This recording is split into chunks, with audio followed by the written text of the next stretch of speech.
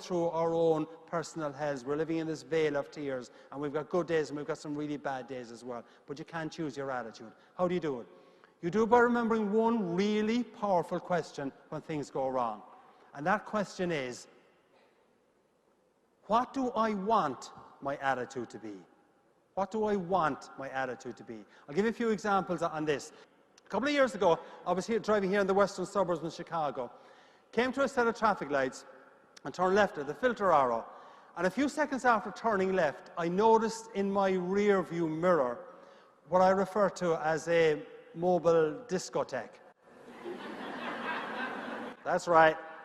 Cop car, flashing lights, okay? I pulled to the slower lane, and my new friend pulled to the slower lane. And I remember saying to myself, as clearly as I'm standing here, I said, well, for the love of St. Patrick and St. Bridget, what could that fine officer of the law want with an upstanding citizen like me? Well, that was the gist of what I was thinking. I do admit I came out with one four-letter word. But for those of you whose mind is in the gutter, the word was oops, which stands for uh-oh, police, stop. So I asked myself, no, why did he want to talk to me? And the only reason I figured why he might want to speak to me was when I had turned left at the filter arrow, it was slightly red. It's a new term, okay? Slightly red, okay? The other thing that kind of bugged me about this was that the cop was just actually on the other side of the traffic lights. And you're saying, well, why did you do it, Conor? He was driving an unmarked police car, which is totally unfair. Right. And obviously, if he'd been driving a marked police car and he was just looking at me, I wouldn't have done it. So my contention is that unmarked police cars encourage lawless behaviour. Okay? Discuss that with your local police chief. So anyway, I pulled into a small little parking lot on the side of the road. My new friend followed me in. As they're wont to do, he was checking to see if I was a member of the Irish Republican Army, or even worse, a Cubs fan. That goes down really well here in Chicago when I say that, all right? Actually, what I try to do there is I try to get the best, most visceral reaction from an audience. And I was doing this event up in Green Bay a couple of months ago, and I told the story that the cop was checking to see if I was a member of the Irish Republican Army, or even worse, a Packers fan. I swear I did not think I would get out of that room alive. So anyway, as he was checking me, I asked myself the question I said, you should ask when things go wrong. And I asked myself, Conor, what do you want your attitude to be? And I said, there's no point in being antsy and annoyed about this, and he probably doesn't get this slightly red concept. So I see the cop get out of his car, walk up towards me in my side mirror, and because this happened in the greater Chicagoland area, a good Irish town, I prayed he'd an Irish name. I prayed he had this vision of Ireland that the roads are still unpaved, and that his firstborn child had just been christened Flynn Murphy O'Flaherty. I look up. Officer Schmidt, who proceeded to advise me of minute details of what I'd done wrong. He asked for my license, he asked for my insurance. I gave him my license, I gave him my insurance. I'd asked myself the question, what do I want my attitude to be? He comes out with, sir, I like your attitude. And I'm thinking, jeepers, this question does work. Then he said, sir, your insurance certificate is out of date.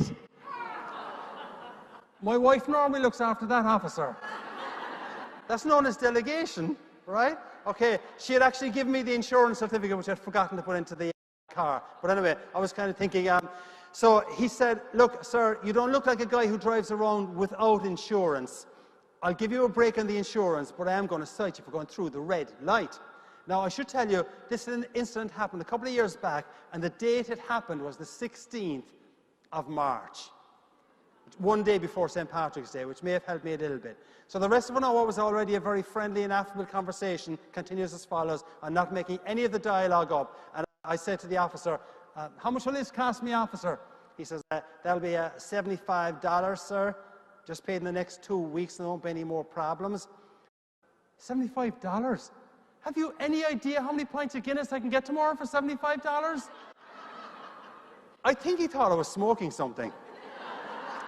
And he actually cracked up laughing himself, and he said, "Sir, if I was to cite you for the red light and for the lack of insurance, you would go to the traffic court."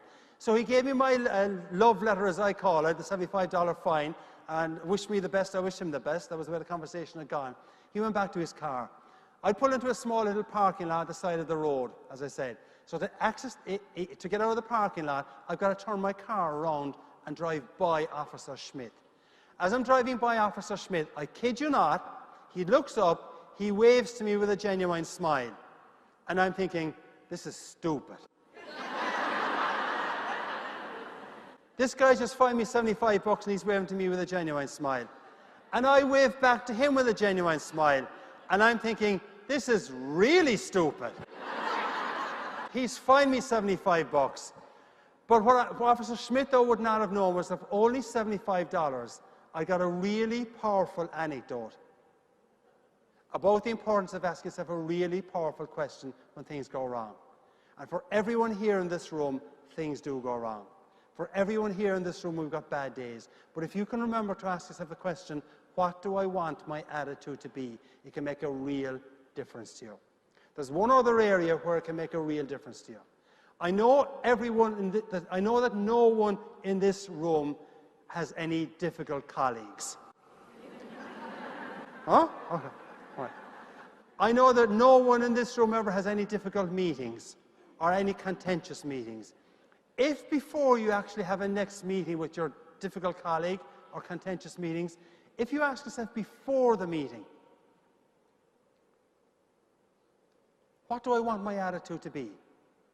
You're not going to say, I want this meeting to be a disaster. You're not going to say, I want this meeting to go down in flames.